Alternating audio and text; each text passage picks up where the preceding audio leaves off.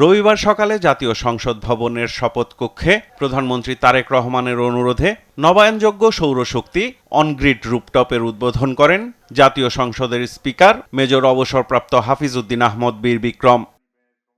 এ সময় প্রধানমন্ত্রী তারেক রহমান বলেন, জলবায়ু পরিবর্তনের ফলে বিশ্বের অন্যতম ঝুঁকিপূর্ণ দেশ বাংলাদেশ। বাংলাদেশ আর জ্বালানি খাতে স্বনির্ভরতা অর্জন করতে চেষ্টা করছে।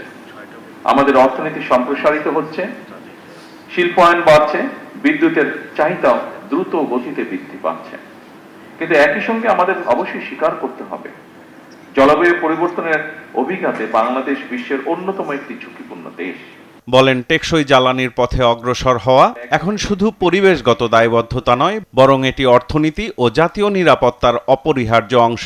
সমুদ্র পৃষ্ঠের উচ্চতা বৃদ্ধি, অনিয়মিত বর্ষণ, ঘূর্ণিঝড় এবং নদী ভাঙন এসব আমাদের প্রতিদিনের বাস্তবতা, এবং সে কারণেই টেকসই জ্বালানির পথে অগ্রসর হওয়া এখন আর শুধু পরিবেশগত দায়বদ্ধতা নয়, বরং এটি আমাদের অর্থনীতি এবং জাতীয় নিরাপত্তার অপরিহার্য একটি অংশ।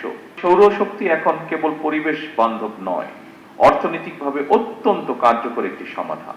নবায়নযোগ্য জ্বালানির সম্ভাবনাকে যথাযথভাবে কাজে লাগানোর তাগিদ দেন সরকার প্রধান। প্রতিটি ছাদ, প্রতিটি প্রতিষ্ঠান এবং প্রতিটি নাগরিক যদি পরিচ্ছন্ন জ্বালানির এই অভিযাত্রায় অংশ নেয়, তবে বাংলাদেশ ইনশাআল্লাহ খুব দ্রুতই একটি সবুজ এবং টেকসই উন্নয়নের মডেল রাষ্ট্রে পরিণত হতে পারে।